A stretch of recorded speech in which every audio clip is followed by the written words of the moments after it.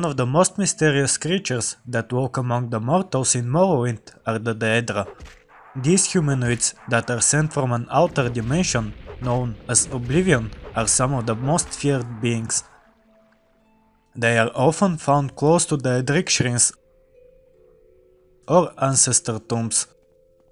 Even though they are not that strong, they are the servants of higher godlike creatures known as the Daedric princes. In this video, we are going to take a look at the 4 princes of the House of Troubles: Malacath, Mehrunes Dagon, Molag Bal, and Sheogorath. The House of Troubles, or also known as the Bad Daedra princes, are the enemy gods to the Dunmer and the Tribunal Temple. There is an in-game book named The House of Troubles, which gives information about them. The first lord is Mehrunes Dagon. He is the Daedric prince of darkness and destruction. It is believed that natural disasters like earthquakes, floods, and fire are caused by his will. For some, he represents the uninhabitable and unwalkable lands in Morrowind, like the Ashlander region, the Red Mountain, and the Lava Lakes. Adventurers who are part of the Tribunal Temple have to travel to Margan in order to complete one of their pilgrimages, the pilgrimage to the magical rock of Margan. According to the legends of the Dunmer, they were attacked by Mehrunes. Vivec, the guardian of the Holy Land, Vanderfell, taunted him and made him throw the rock at him instead of throwing it at the village. Pilgrims who visit the shrine have to recreate the scene by taunting the Dremora set there by Vivec. According to another legend, when Vivec and Mehrunes Dagon were involved in a duel, the Daedra prince was unarmed. Vivec offered him his own weapon, making sure he does not dishonor himself. Adventurers have to travel to the city of Vivec to offer the Dremora in the puzzle canals a silver longsword, just as the legend tells, in order to complete the pilgrimage. Once he is summoned at the shrine of Yasamidan, he will give a quest to the Nerevarine to return his weapon, a dagger stolen and turned to a rusty weapon by time.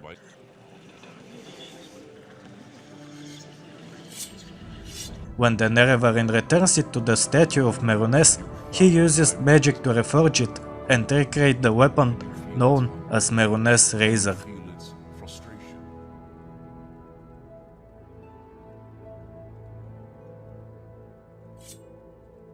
The second one is Malacath. He is the Lord Protector of these people who have been rejected from their societies. He is also the Lord of Battles, Justice, and the Keeper of Oaths. The Ogrim and Ogrim Titans are his servants in Morrowind.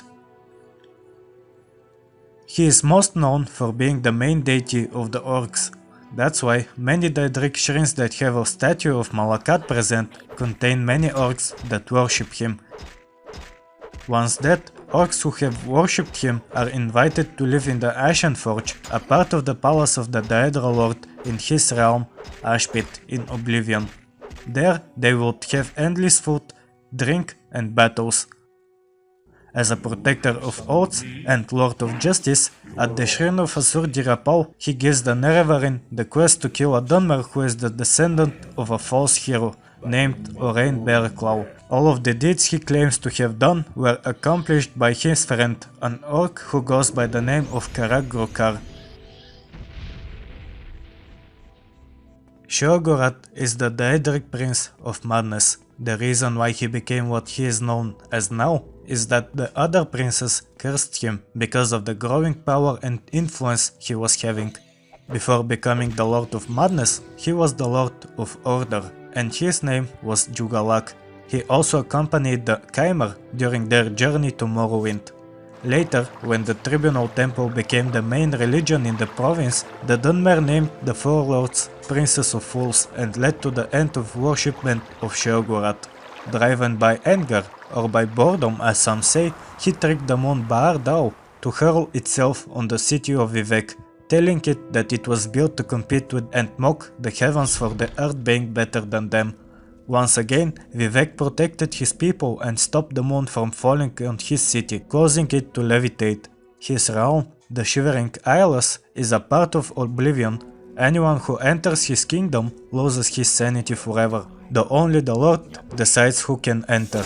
The Golden Saints are his servants in Morrowind. When he is outside of Oblivion, mainly in the mortal world, he is depicted as an old man with a cane and fancy clothes.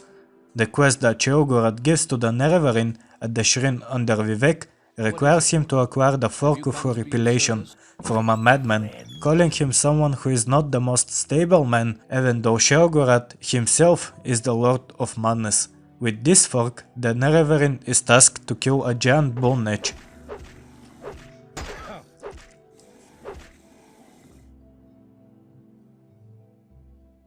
After the quest is completed, Sheogorath takes the fork and rewards the adventurer with the Spear of Bitter Mercy, one of the most powerful items in Morrowind.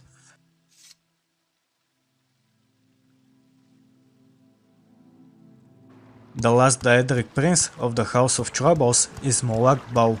His name translated from the ancient language of Nirn means Firestone. Bal-Ur, the Daedric ruins north of Suran, is considered to be the birthplace of Molag Bal. He is the lord of domination, brutality and enslavement of mortals. The way in which he takes people as slaves is keeping their souls after they die in soul gems. Other than having tons of soul gems and harvesting the souls of the dead, he likes to create conflicts among mortals, torture them and make them suffer, all for his amusement. Molag Bal is considered to be worshipped by the Drill as the Ruddy Man, one of his embodiments.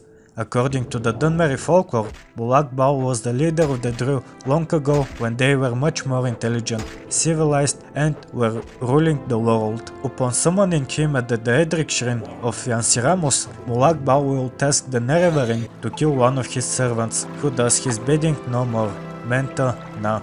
Once completed, he will reward the adventurer with the artifact Mace of Molag Bal. Another quest that is also given by him is when the Nerevarine is affected by vampirism.